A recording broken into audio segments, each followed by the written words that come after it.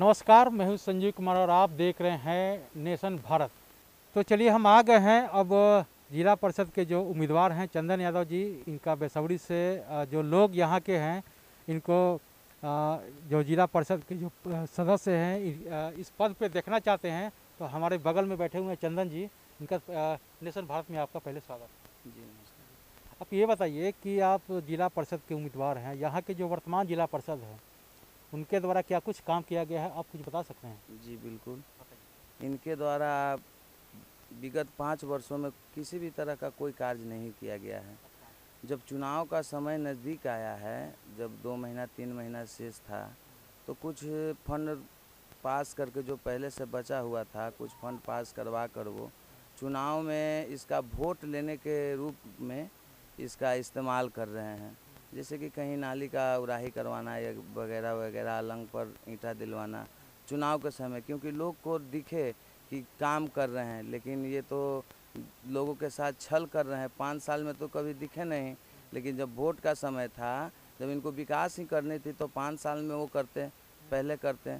लेकिन जब वोट का समय आया है तो अभी वो विकास कर रहे हैं, जो विकास उनको बहुत पहले करनी मतलब चाहिए। विकास के रूप में किस तरह से, जैसे कि लोगों से हमसे बातचीत हुई तो विकास के नाम पे वो मुर्गा और पैसा वैसा इसे बांटने का काम कर रहे हैं, तो यही विकास है क्या?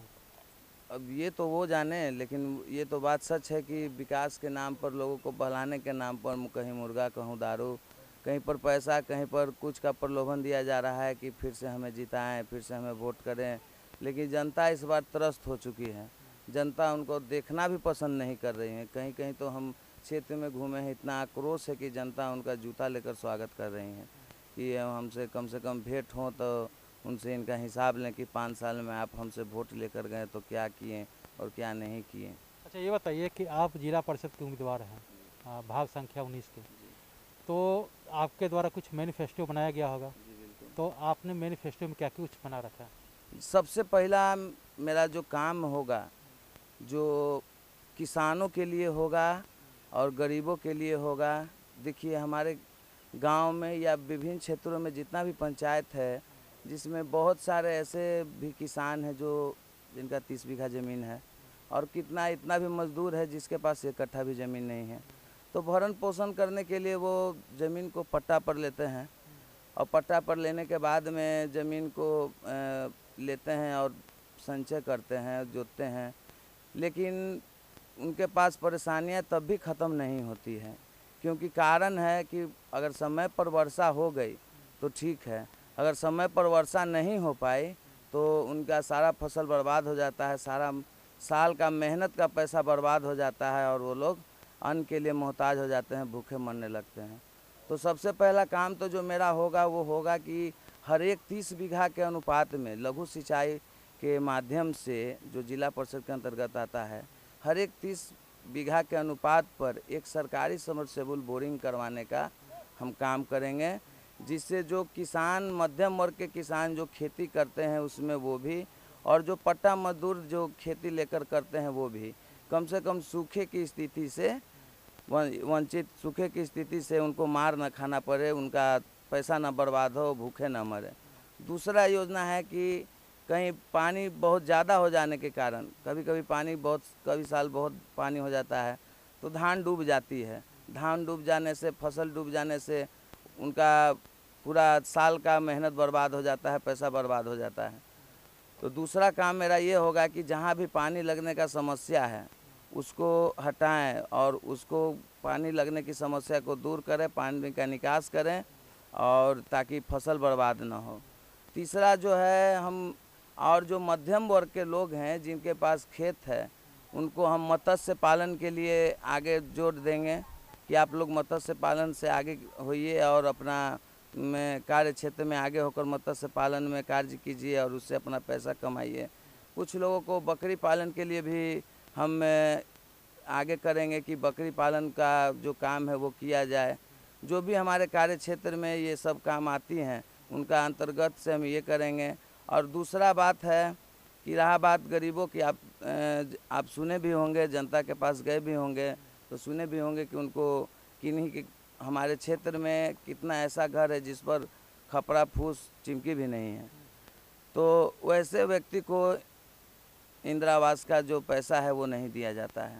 दिया भी जाता है तो 1.5 लाख रुपया जो राशि है उसमें से पहले 30,000 रुपया सूद मूर जोड़ कर सूद पहले जमा करवा लिया जाता है कि 30,000 रुपया पहले लाइए तो आपको इंदिरा आवास हम देंगे।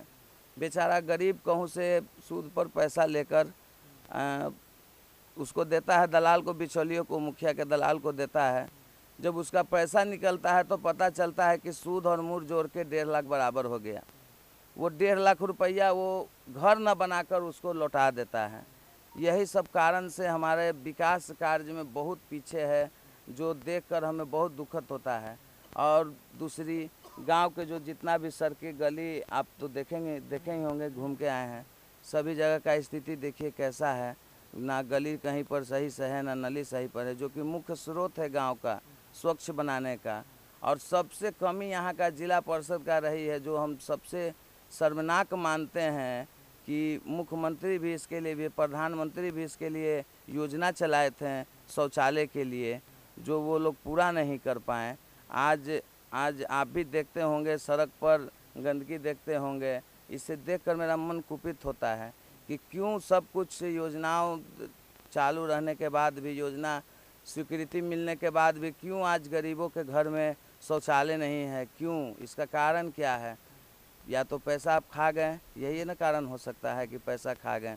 तो सभी तरह का फंड को, पहला बात तो कि हमारे माननीय जो अभी वर्तमान में जिला पार्षद हैं, वो अपने आप को खुद को ही बेच चुके थे।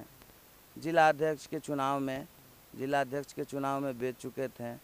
तो बिका हुआ इंसान किसी का काम में नहीं आता है। और यही सब मेरा। ये बताइए कि यहाँ का जो सबसे मूलभूत समस्या क्या है? यहाँ का सबसे मूलभूत समस्या है यही जो हम आपको बताएं, खेती। जो यहाँ पर किसान हैं सो सब खेती पर निर्भर हैं। और तो यहाँ पर कोई सा ऐसा मध्यम वर्ग का किसान है जो भी खेती पर ही निर्भर है। ना ही यहाँ पर तालाब है एक भी, और ना ही यहाँ पर मुर्गी फार्म है, ना ही यहाँ पर बकरी फार्म है। इसीलिए खेती पर निर्भर है। और खेती ही जीने का सबसे, मतलब भरण पोषण करने का सबसे सहज तरीका हमारे ग्रामवासियों का है।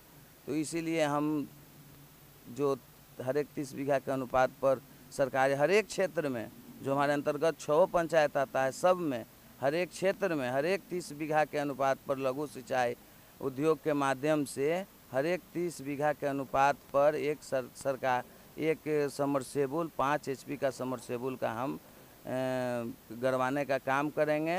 और साथ साथ उसमें बोरिंग बाय बोरिंग जितना भी हो, बिजली का तार का कनेक्शन साथ साथ वहाँ पर जुड़वाने का कार्य करेंगे, ताकि किसानों को सहूलियत हो, कोई किसी का फसल बर्बाद ना हो, भूखे ना मरे। तो आपने सुना कि ये चंदन यादव हैं, ये जिला परिषद के उम्मीदवार हैं और इन्होंने जो मैनिफेस्टो बना रखा है, यहाँ का जो मूलभूत समस्या है कृषि है। और कृषि को लेकर के जो इनकी योजना है आपने सुना। तो लोगों से भी मैंने बातचीत किया और लोग भी हैं इस बार चंदन जी को ही पसंद कर रहे हैं, ताकि जो वर्तमान जो जिला परिषद के उम्मीदवार हैं उनके द्वारा केवल वोटिंग के टाइम में ही आए थे और इसके बाद तो फिर वो दर्शन नहीं देते हैं, क्योंकि अब इलेक्शन आ गया है। तो इस दौरान जो है अब सब जगह कुछ न कुछ बांटते हुए नज़र आ रहे हैं। हालांकि वो खुद तो नहीं, लेकिन उनके जो सहकर्मी हैं उनके द्वारा हर क्षेत्र में कुछ न कुछ लोगों को ऊपर जो है दया दृष्टि दे रहे हैं कि इस बार भी आप हम पे भरोसा करें। लेकिन मैं जनता के बीच गया और यहाँ के लोगों से मैंने बातचीत किया, तो इस बार भरोसा चंदन यादव जी पे है। तो अब चलते हैं दूसरे पंचायत में और वहाँ के लोगों से बात करेंगे कि वहाँ के जो वर्तमान मुखिया है उनके द्वारा क्या कुछ काम किया गया है, या वहाँ की जो जिला परिषद हैं उनके द्वारा क्या कुछ काम किया गया है।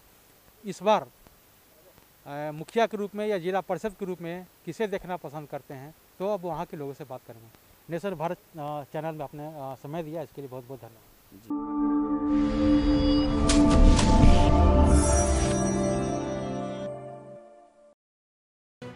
लेटेस्ट खबरों से जुड़े रहने के लिए हमारे चैनल नेशन भारत को सब्सक्राइब करें और बेल आइकन को दबाएं ताकि कोई खबर छूट न पाए।